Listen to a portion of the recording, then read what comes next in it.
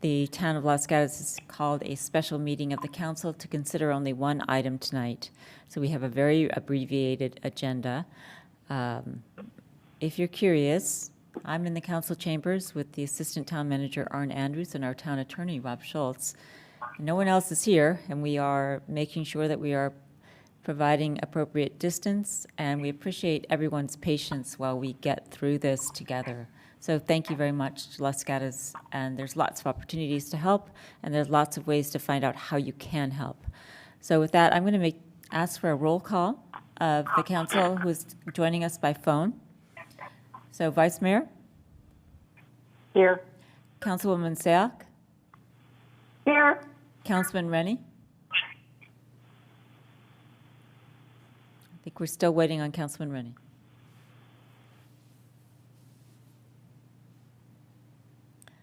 And is now joining.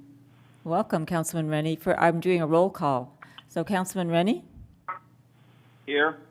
Okay, great. All council members are present by phone, and I believe our town manager, Laura Pavetti, has also joined us. Yes, thank you. And so has the town clerk. And the town clerk, thank you very much.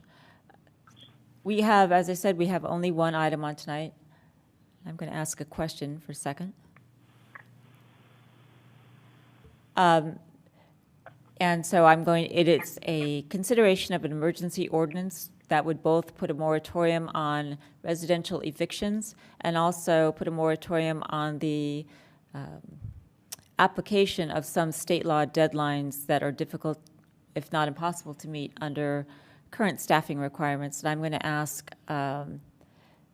Mr. Schultz to give us a report on that. Mr. Schultz? Yes, good evening. Tonight you're considering the adoption of an interim urgency ordinance enacting a temporary moratorium on evictions due to the non-payment of rent for residential tenants where the failure to pay rent results from income loss resulting from the COVID-19 and suspending all deadlines related thereto. There's been many orders issued by the health officer of the county that are listed in the ordinance and by state governor and also by the president, so I won't go into too much detail as to the ordinance, but it basically suspends the ability for a landlord to evict if, in fact, non-payment is related to the COVID-19. I will say that the county passed not the identical ordinance. Theirs is a little bit longer than ours, but they've also passed it. I think all towns and cities within the Bay Area will be doing it in the next week or two. We're a little bit ahead of everybody. But wanted to get it in front of you as quick as possible. So many towns and cities are doing it. Watsonville, I think, did it last night. But it's being considered all over the state in trying to help people. It might even come down from the governor also.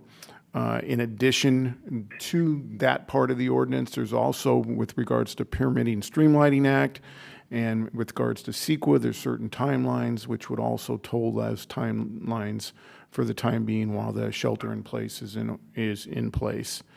That also is being considered by the governor, so he might even do that in addition to our ordinance. So with that, I'll ask any questions. It will take a unanimous vote of all four of the council members since it requires 4/5 vote. And the only other question I would add to it is on page 5 of 6. There's an added sentence that should not be in here, and that is under section 12. It says this ordinance imposes a general tax that can be used for any legitimate purpose. It is not a commitment to any particular action. That one sentence would be scratched out.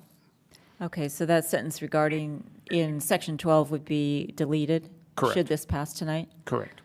And then it would be brought back within, it's good for 45 days, and then it could be extended for another 10 months, 15 days. It's an uncodified ordinance, meaning it doesn't even go anywhere in our ordinance book because it's only for a temporary period of time. In that 45-day period, we might conform it more to the county so that they're all the same and within all the jurisdictions. So there might be a little nuances, but basically they're all the same ordinance. Okay, thank you very much. I'm going to conduct the meeting by roll call this evening, essentially. So we'll start with the Vice Mayor. Any comments or questions? No, thank you. Councilman Rennie, comments or questions? Yeah, I have some concerns with this idea that we can't take any new building permits. There's either they've accepted it or there's a push afoot that says construction is an essential service. And, I don't know how long this is going to last. If it's 2 weeks, that's great. But if it's 2 months, we should be trying to find a way to allow those essential services to move forward. And construction seems to be one that people are considering trying to make a essential service. And I would say this ordinance does not prevent us from taking in permits, from processing them. What it does do is, for example, the Permitting Streamlining Act requires us to respond within 30 days, and that would toll that time if need be. But our direction and town manager's direction has been is that we still have planning staff working from home and are processing as many as we can. But this will be a catch-all, because what we don't want to have is for someone to claim after 30 days that their project has been approved, because of the fact that we certainly can't get to everything as we have been up to this point. And the other point is it also helps in some certain circumstances, some of the construction that's currently going on. We have certain requirements for inspections to be done, or maybe a permit that's already been approved that they can't get construction because of the shelter and home requirements. And so those would also toll and benefit the actual applicant. So there's a benefit on both sides. Any follow-up, Mr. Rennie? Would you like comments now also? Or? Well, let me see if Councilwoman Sayak has a question, and then we'll do comments. Councilwoman Sayak, questions? No questions. Thank you. Okay, and I have no questions, so we'll go to the Vice Mayor for any comments. No comment. Councilman Rennie? So I will follow up with a comment. I do agree that we should pass this to give ourselves the legal leeway that we need.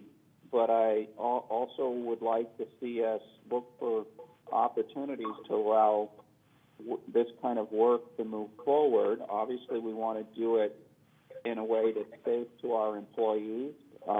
I understand that we could have conditions arise where somebody tested positive in the department and now everybody needs to quarantine.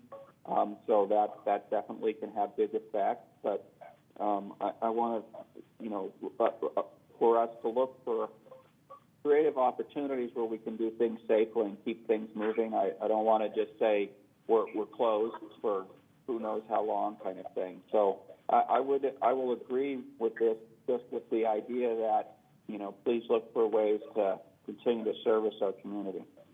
And we definitely will, and I'll also mention that it will come back to you within the 45-day period, and we'll do a report on what we're trying to accomplish in that. And before I ask Councilwoman Sayak for her comments, Mr. Schultz, as I understand it, what we're considering tonight does not halt construction in any way. All it does is get the town out from under any time burden for an environmental review or a imposed streamlining as something gets processed through, but it in no way ends building permits or building inspections, which we're now doing by video, correct? Correct. Okay. Councilwoman Sayak? Madam, Yes? oh, sorry, this is Laurel. I just wanted to also add that we share the council members' concerns, and we are looking that should the shelter-in-place order stay in effect a lot longer, we are looking at different options to continue to facilitate housing construction, which was particularly called out in the public health order, especially affordable housing. So we are trying to anticipate how we can continue to deliver development services should the order continue past April. So we're already working towards a solution. Okay, thank you. Councilwoman Sayak, comments, questions? No comments other than I am completely in support of the moratorium. May I have then a motion from one of the council members? Just This go is ahead. Mariko. I move to approve the moratorium as is with I believe there is a clarification to item number 12 on it. Section Did Mr. 12. Schultz just clarify section 12? Yes. The section that I mentioned, Okay. in section 12, that one sentence would be removed. Second. Seconded by the Vice Mayor. All in favor? Oh, I should say before I call for the vote that the council did receive 2 emails in support of this ordinance, which the council has reviewed. Thank you very much for writing in. So given that, all in favor? Oh, I need to do a roll call. I'm sorry. Vice Mayor? Aye. Councilwoman Sayoc? Aye. Councilman Rennie? Aye. And the mayor votes aye, so it passes unanimously. That concludes the business for this evening, but I did want to give council members the opportunity, in case they wanted to use this forum to address the community with any comments you might have. Let me know if you'd like to do that. Mayor, excuse me, this is the town clerk. Yes. I need to read the title of Ah. the ordinance. There's always that. Yes, sorry. Please go ahead. An interim urgency ordinance of the town of Los Gatos enacting a temporary moratorium on evictions due to non-payment of rent for residential tenants where the failure to pay rent results from income loss resulting from the novel coronavirus COVID-19 and suspending all deadlines related to land use entitlements. Thank you very much, Madam Clerk. We have now passed it unanimously. Thank you for, we will close this particular item. And then before I call on the council members, as I mentioned before, do we have a closed session report, Mr. Schultz? Yes, prior to tonight's regular session, council met in closed session to discuss labor negotiations. No action was taken that requires reporting under the Brown Act. Okay, and council members, do any of you at this time want to report on council members and/or make comments to the community? Just speak up if you'd like to. If not, I will ask Ms. Pravetti, do you have any manager matters for this evening? Thank you, Mayor. I do. I just want to inform the council and our community that our town staff continue to work very hard behind the scenes to continue to provide municipal services in a manner that is consistent with the public health order that is now in effect. Law enforcement, of course, is fully operational, as is dispatch.